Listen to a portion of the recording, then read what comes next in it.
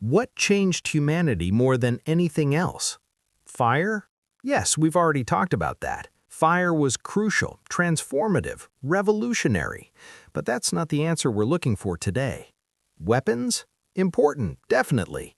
The atlatl, the bow, the spear, all of these changed how we hunted, how we fought, how we survived.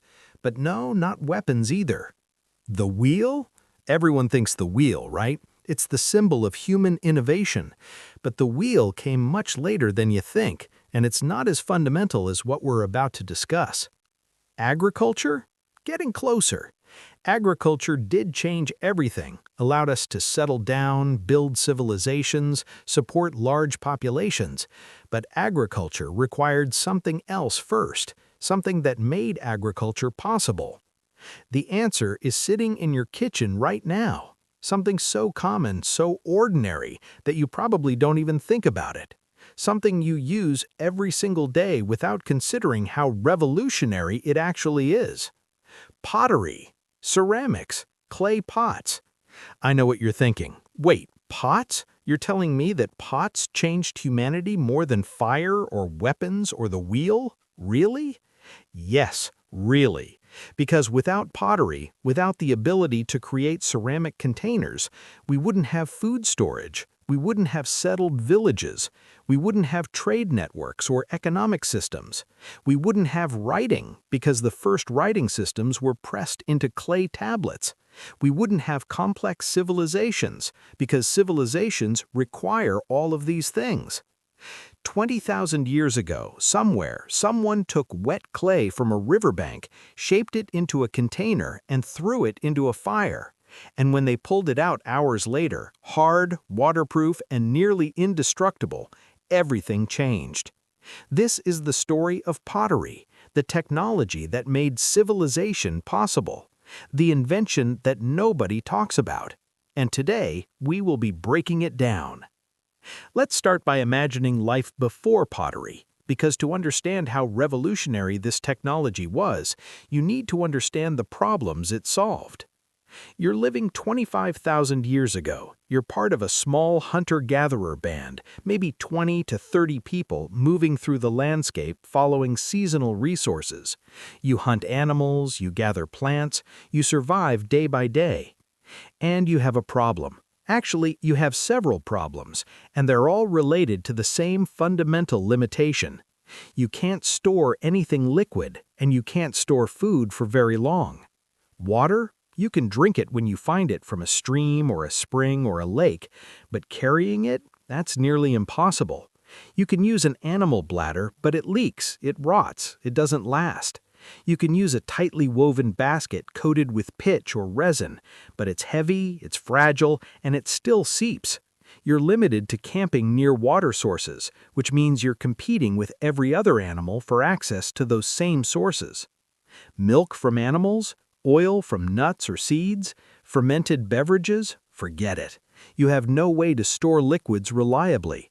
So these resources, which could be incredibly valuable, are either impossible to exploit or only available for immediate consumption. Food storage is even worse.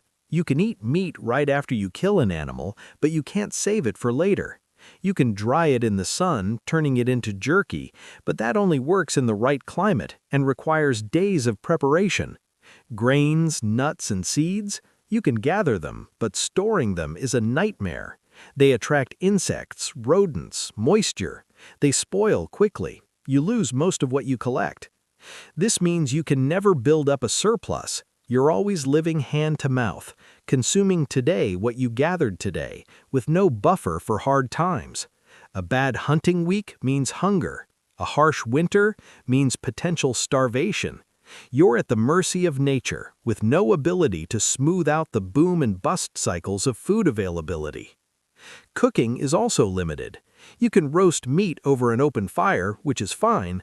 You can bake tubers in coals, but boiling, simmering, making stews or soups or broths? Impossible.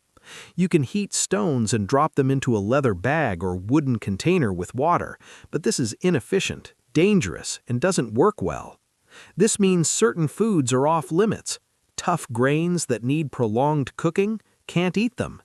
Beans and legumes that require boiling to be digestible, not an option. Bones that could be boiled down for nutritious marrow and collagen, wasted.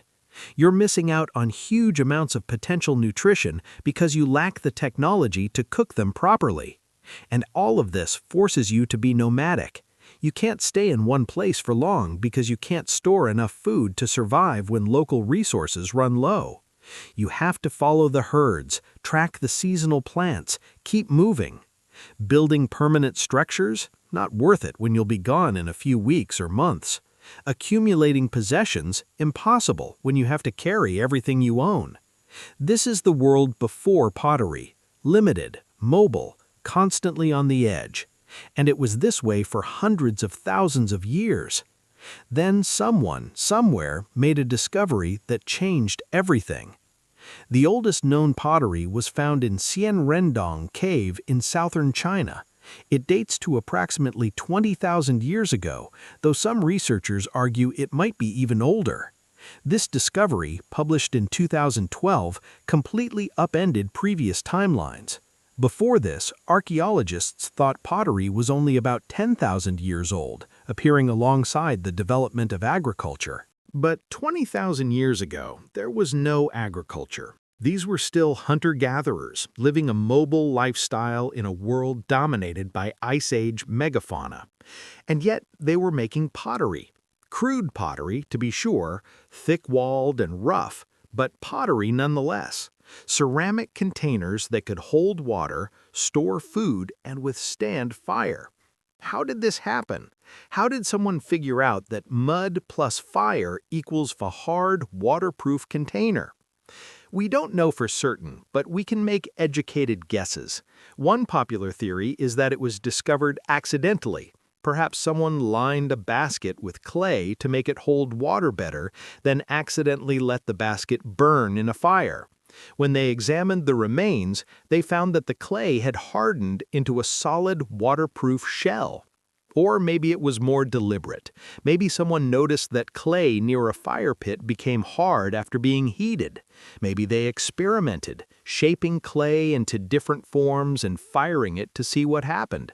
Maybe it took dozens or hundreds of attempts to figure out the right clay consistency, the right firing temperature, the right technique. However it happened, the discovery was revolutionary. Because unlike almost every other material available to Stone Age humans, fired clay has unique properties. It's waterproof. It's hard enough to be durable, but not so hard that it shatters easily. It can withstand high heat, making it useful for cooking. It doesn't rot or decay like organic materials. It can be shaped into any form you want before firing. And most importantly, the raw material, clay, is abundant and free. It's literally dirt. The earliest pots were simple, just balls of clay hollowed out by hand, probably pinched and squeezed into shape. No potter's wheel existed yet. That wouldn't be invented for another 15,000 years. The walls were thick because the potters didn't know they could make them thinner. The surfaces were rough, undecorated, purely functional. And the firing was probably done in an open bonfire rather than a specialized kiln, which meant lower temperatures and less consistent results. But even these crude early pots were transformative because for the first time in human history, people could store liquids reliably and cook food in ways that were previously impossible. Let's talk about what changed when pottery became widespread, because this wasn't just a minor improvement in technology. This was a fundamental shift in how humans lived, ate, and organized themselves. First, and most obviously, pottery enabled food storage. You could gather grains, seeds, and nuts in the fall when they were abundant, store them in sealed ceramic containers, and eat them throughout the winter when fresh food was scarce. Insects and rodents couldn't get in if the pot was sealed properly. Moisture was kept out, preventing rot and mold. You could store dried meat, fish, berries, basically anything that could be preserved, and know it would still be edible months later. This is enormous. This means you can, for the first time, build up a surplus. You can have a buffer against hard times. A bad hunting week? No problem. You have stored food. A harsh winter? You planned ahead and stocked up. This fundamentally changes the risk calculation of existence. You're no longer living on the edge of starvation, one disaster away from death. Second, pottery revolutionized cooking. With a ceramic pot, you can boil water. This seems simple, but it opens a whole new world of culinary possibilities. You can make stews, combining meat and vegetables in a single nutritious meal. You can boil tough grains like millet or wheat, making them soft and digestible. You can cook beans and legumes, which are protein-rich but inedible when raw. You can make soups and broths, extracting maximum nutrition from bones and scraps. Boiling also kills bacteria and parasites. Raw or poorly cooked meat can make you sick, but boiled meat is safe. This reduces foodborne illness and increases the safety of the food supply. It probably extended lifespans and reduced infant mortality. And boiling allows you to extract nutrients that would otherwise be wasted. Bones can be boiled for hours, releasing collagen, minerals, and fats into a nutritious broth. Tough plant materials can be simmered until they break down into edible form. You're getting more calories and more nutrition from the same amount of food. Third, pottery enabled transportation and storage of liquids. You can now carry water long distances in a sealed pot. This means you're not tied to water sources. You can camp in locations that are otherwise perfect but lack immediate access to water. You can travel across dry landscapes that would have been impassable before. You can also store oil, milk, and eventually fermented beverages. Oil pressed from nuts or seeds can be kept in a pot for cooking or lighting. Milk from domesticated animals can be stored briefly or fermented into yogurt or cheese, which last much longer. And fermented drinks, beer, wine, mead, can be produced, stored, and transported in ceramic vessels. This last point, fermented beverages, is more important than it sounds. Fermentation was one of the primary ways pre-refrigeration societies preserved calories. Beer isn't just alcohol, it's liquid bread, a calorie-dense food that can be stored for extended periods. And the production of beer and wine requires containers that can hold liquids for weeks or months while fermentation occurs. Pottery made this possible. Fourth, pottery created social and cultural changes. Cooking in pots is often a communal activity. You make a large pot of stew or soup and share it among the group. This creates social bonds, encourages cooperation, and reinforces group identity. Shared meals become a foundation of human social life. Pottery also becomes a medium for artistic expression. Early pots were plain and functional, but it didn't take long before people started decorating them. Incised patterns, painted designs, sculptural elements, pottery became a canvas for creativity. And because pottery is durable and distinctive, different groups developed different styles. You can look at a pot and, if you know what to look for, identify when and where it was made, which culture produced it. This made pottery valuable for trade. A beautifully crafted pot wasn't just useful, it was a status symbol, a work of art, a trade good. Pottery appears in archaeological sites far from where it was made, carried along trade routes, exchanged between groups. This created economic connections between distant communities.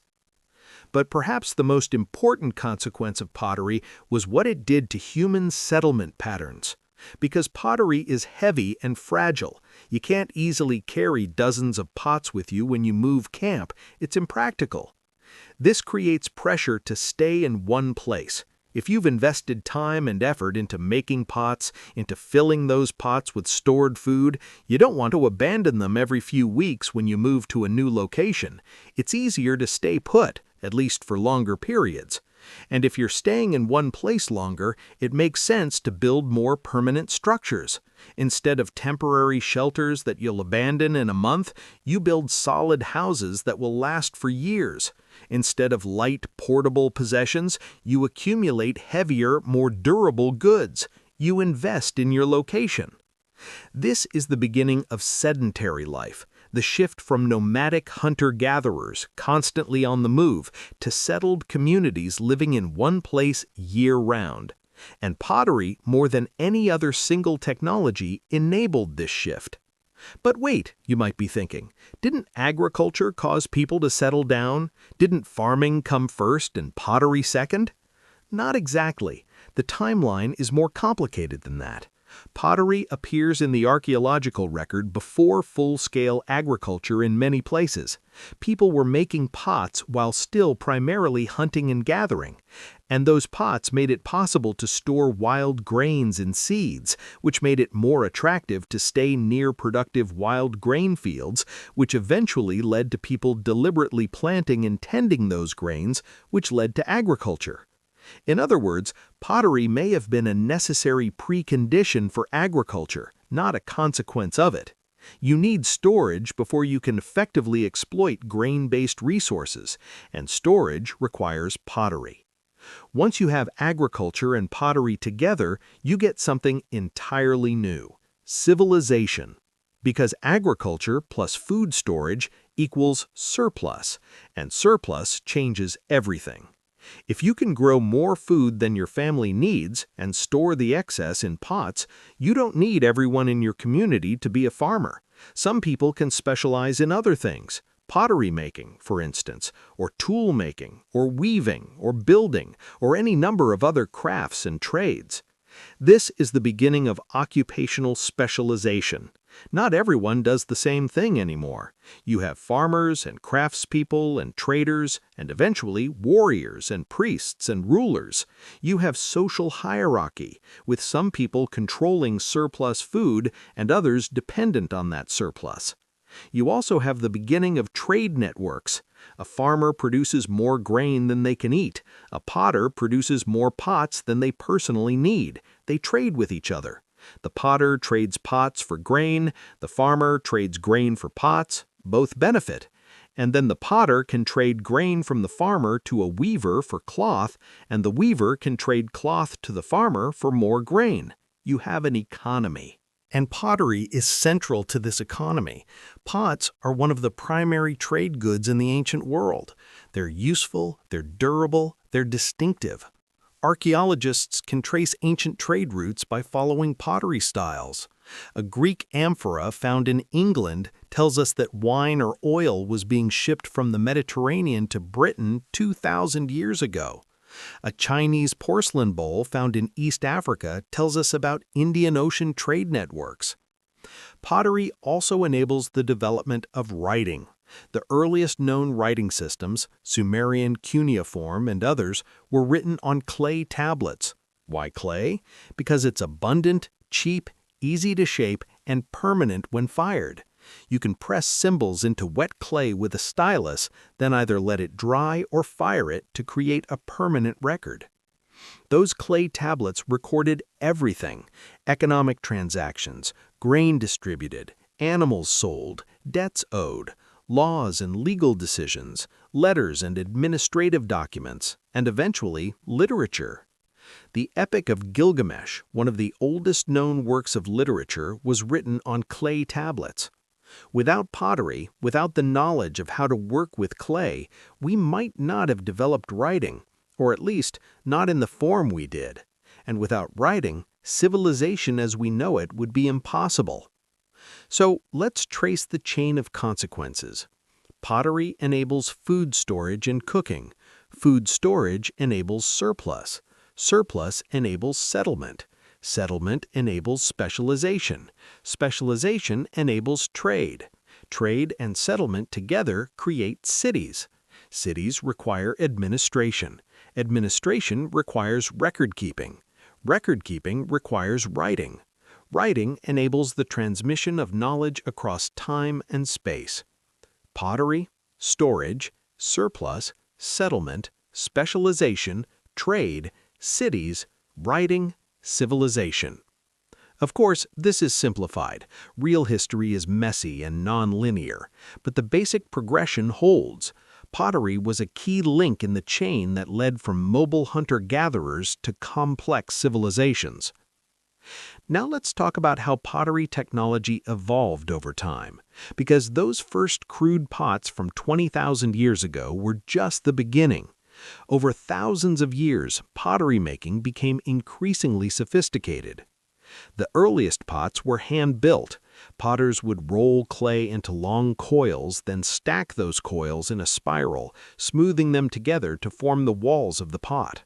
Or they would start with a ball of clay and pinch and squeeze it into shape. These techniques are slow but require no special equipment. Around 6,000 years ago, someone invented the potter's wheel. This was revolutionary.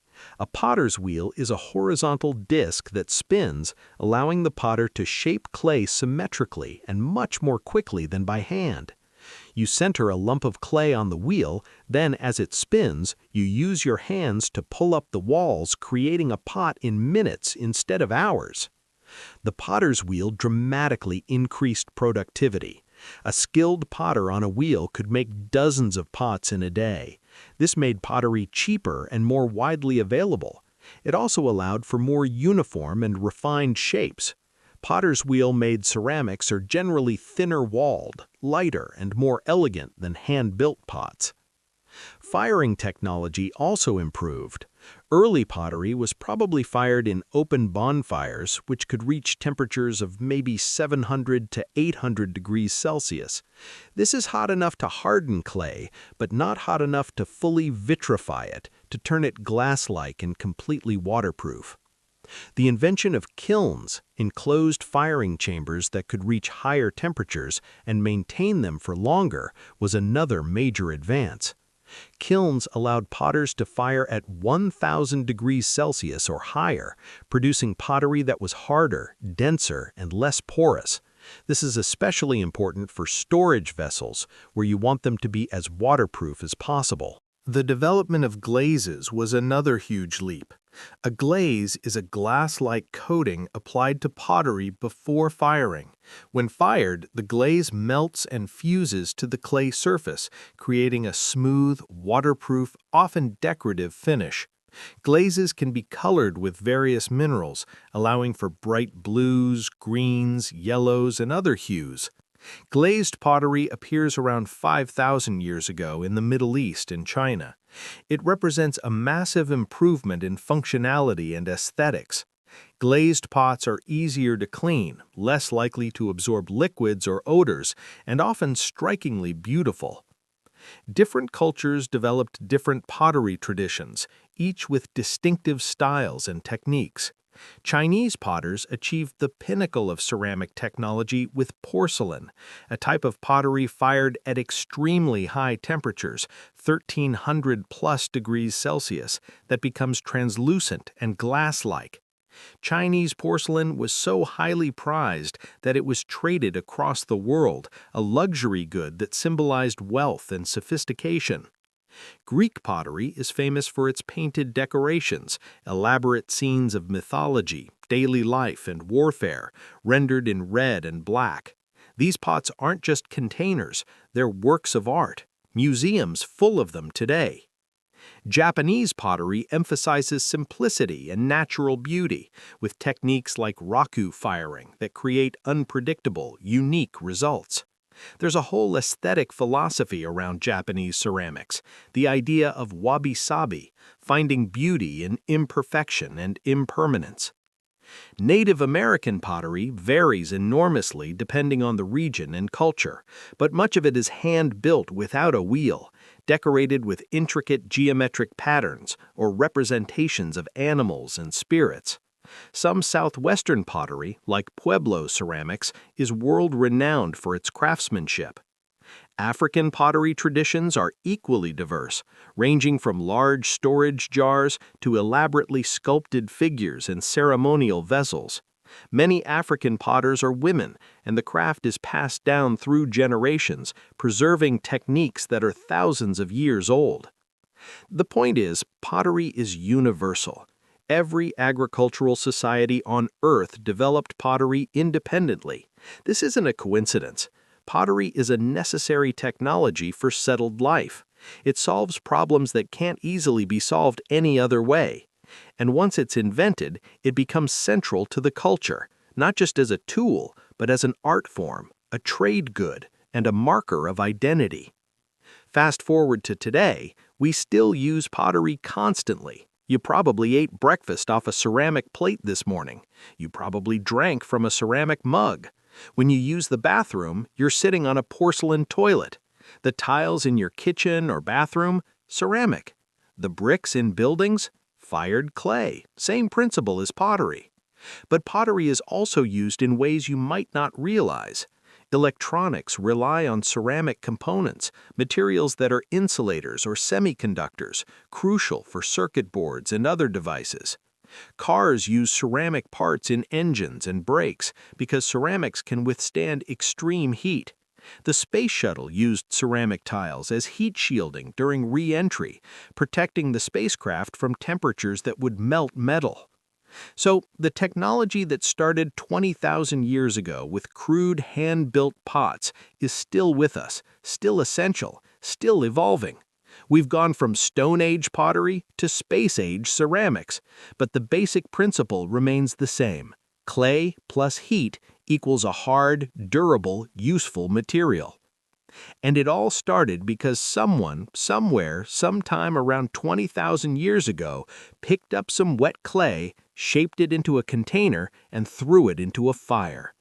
That simple act, repeated and refined over thousands of years, changed the course of human history. It enabled food storage, which enabled surplus, which enabled settlement, which enabled specialization, which enabled trade, which enabled cities, which enabled writing, which enabled civilization. Without pottery, we might still be nomadic hunter-gatherers, moving constantly, unable to accumulate possessions or knowledge, living at the mercy of nature. With pottery, we built the modern world. So the next time you drink from a cup, eat from a plate, or even just see a ceramic pot, take a moment to appreciate it. That humble object, so common and ordinary that you barely notice it, represents one of the most important technological revolutions in human history. 20,000 years ago, someone made the first pot, and that pot changed everything. We've been living in the world that pottery created ever since. A world of surplus and settlement, of trade and writing, of cities and civilization, all because someone figured out that mud plus fire equals something miraculous. Thanks for watching. If you enjoyed this deep dive into the most underrated technology in human history, hit that like button. Leave a comment below telling me, did you ever think about how important pottery is? What other everyday objects do you think changed history? I'd love to hear your thoughts. Don't forget to subscribe for more videos about the technologies, discoveries, and innovations that shaped humanity. And if you haven't seen it yet, check out the video on fire and the Atlatol, two other technologies that fundamentally changed human existence. I'll see you in the next one.